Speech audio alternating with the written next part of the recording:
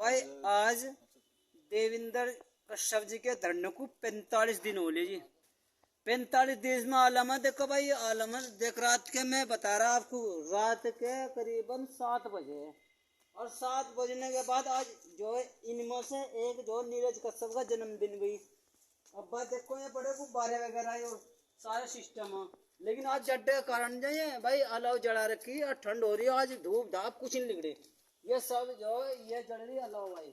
आज में बैठे हैं और इरादा पक्का नेक है और हम उन्हीं से पूछेंगे। हाँ सर, आज 45 दिन हो लिए और धूप भी बिल्कुल गायब हो ली, तो कैसा महसूस हो रहा है कि हाँ?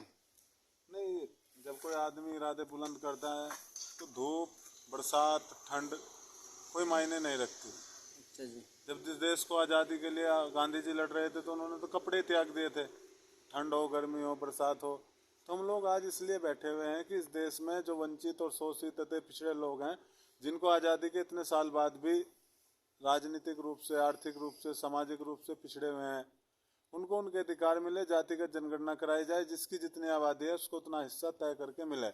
इसी मांग को लेकर हम लोग यहाँ बैठे हुए हैं। आज 45 दिन हो गए और कल हम लोगों ने एक बैठक बुलाई है, इमरजेंसी बैठक है सभी कार्यकर्ताओं की कल, और 5 लोग कल यहाँ पर सरकार के खिलाफ मुंडन कराएंगे अपना, सरकार क्योंकि सुन नहीं रही। और कल हम लोग यहाँ पर इकट्ठा होकर एक मीटिंग के माध्यम से दिल्ली जंतर मंतर की तारीख की घोषणा करेंगे और ये आंदोलन अब दिल्ली पर चढ़ाई की जाएगी और दिल्ली घेरो का कार्यक्रम होगा।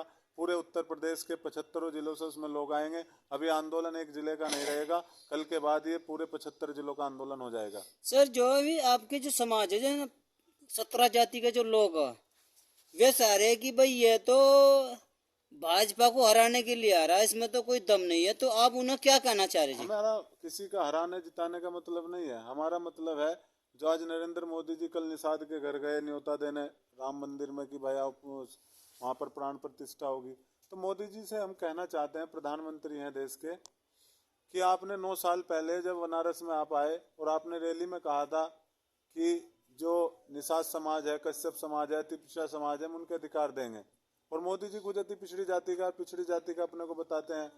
तो हम कहते हैं मोदी जी को आज प्राण प्रतिष्ठा तब जाके कामयाब होगी जब इन बिरादरियों को इनके अधिकार मिल जाएंगे। हमारा किसी को हराना जिताने का मकसद नहीं है, हमारा मकसद है कि हमें हमारे अधिकार मिले।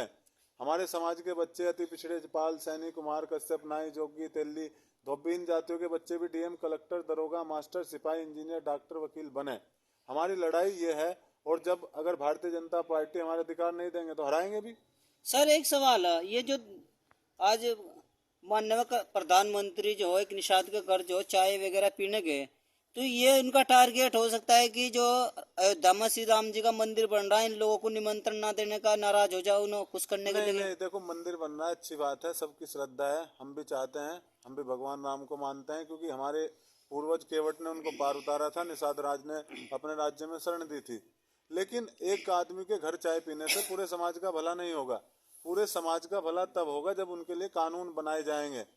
अगर मोदी जी उनको निमंत्रण देने गए थे तो उन्होंने देखा कि जो नदियों के किनारे रहने वाले लोग हैं, उनका बालू खनन का काम आज माफियाओं के हाथ में चला गया है। नदियों के किनारे रहने वाले लोगों का मछली पालन का काम माफियाओं के हाथ में चला गया है। जो उनके श्रेणी 3 के पट्टे थे वो सरकार ने दोबारा छीन लिए हैं। जो उनके सारे पुश्तैनी काम थे वो बर्बाद हो गए हैं। और विश्वकर्मा योजना जो प्रधानमंत्री जी ने चलाई थी, उसमें गुड़ का बनाने वाला जो कारीगर है उसको भी शामिल नहीं किया गया है। तो झूठे ढकोचले और चाय पीने से समाज का भला नहीं होगा। समाज का भला मोदी जी तब होगा जब इनके अधिकार दिए जाएंगे। और हम लोग अब सीधा दिल्ली का बारी है, और दिल्ली कल डेट फाइनल हो जाएगी। इस बार प्रधानमंत्री के घर को घेरने का काम हम लोग करेंगे। देखिए भाई, ये एक ताऊ जी है, ताऊ जी नाम बताओ क्या? ताऊ जी, ये जो अयोध्या का मंदिर बन रहा है, क्या कश्यप समाज को उसमें जो है हवन पूजा में सम्मिलित होने का अधिकार है या नहीं है? नहीं। क्यों? समझ नहीं रही बात। निमंत्रण नहीं दिया, इन्होंने अधिकार है या? निमंत्रण नहीं दिया। और केवट ने तो नहर पार करवाई थी, इनको ले पिन पैसे करवाई तो थी, बताओ क्या करेगा। फिर ये क्यों नहीं समझ रहे हैं भाजपा के लोग, क्यों नहीं कह रहे क्या कारण? वोट भी दे कर भाई, राम के समय भी आपने सहायता की थी। भाई समझ नहीं, बताओ क्या करेगा। अच्छा जी, बताओ क्या रे, समझे नहीं कि भाई इनके हाथ में सत्ता है भाई, कुछ ही कर लो भाई, क्या करो जा। हाँ जी, हाँ जी भाई, ये ना 40 गांव की यात्रा करके आए और अपने समाज में जो कमियां ना उनको जो देखा। नाम बताओ जी। राम कुमार कश्यप। आपने 40 गांव की जैसे यात्रा की, उनमें क्या क्या कमियां नजर आई जी? कमी हमारे समाज की बड़ी बुरी हालत है जी। कोई हक अधिकार इन्होंने दिया, इन्होंने झुट्टों ने राम के नाम पे। अरे राम के भक्त हो तो राम जैसे काम करो, काम करके आप उल्टे राम को बदनाम मत करो। जैसे उन्होंने कहा तुम वायदे पूरे करो। ये बीजेपी वाले योगी मोदी जितने भी हैं सब कोई वायदा पूरा नहीं कर रहा। हमारे समाज की बड़ी बुरी हालत है। गांव गांव अब डंका बज गया।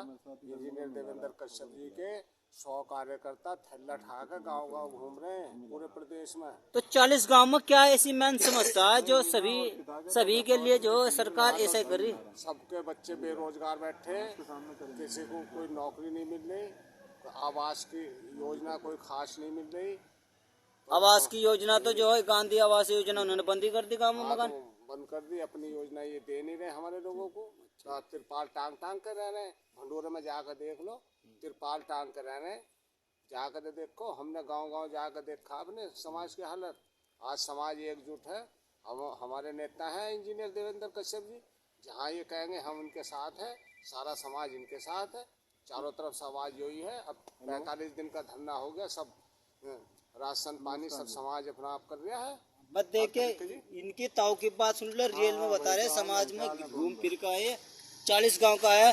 अब आप लोग कहेंगे भाई नहीं दिक्कत, देखो यार आग जल रही दिखे यार ये आग।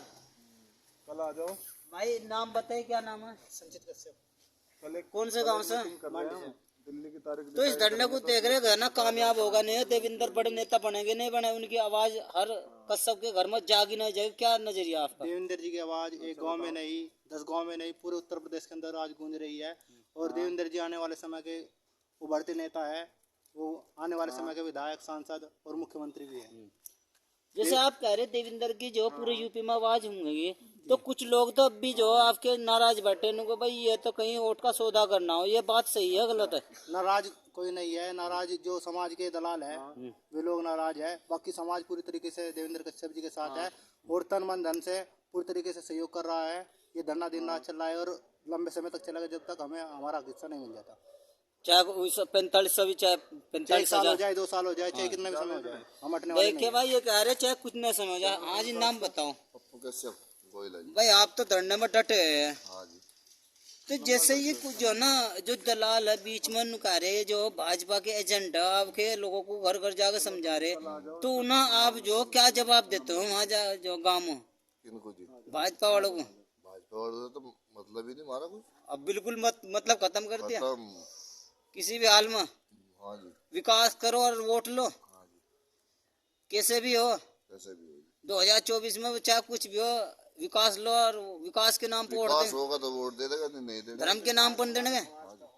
बात देखिए ये अलाव जल रही है। देवेंद्र कश्यप जी जो है शाम के 7 बज रहे और हकीकत बता रहा और ये बैठे हैं और भाई नू ना सोचे जय वगैरह। ये है कि आत्ममंथन कर रहे भाई इस धरने को कैसे चाह और हमारी आवाज लोगों तक पहुंचे कि भाई हम तुम्हारे भले के लिए बैठे हैं, भाई हमारी आवाज सुनो।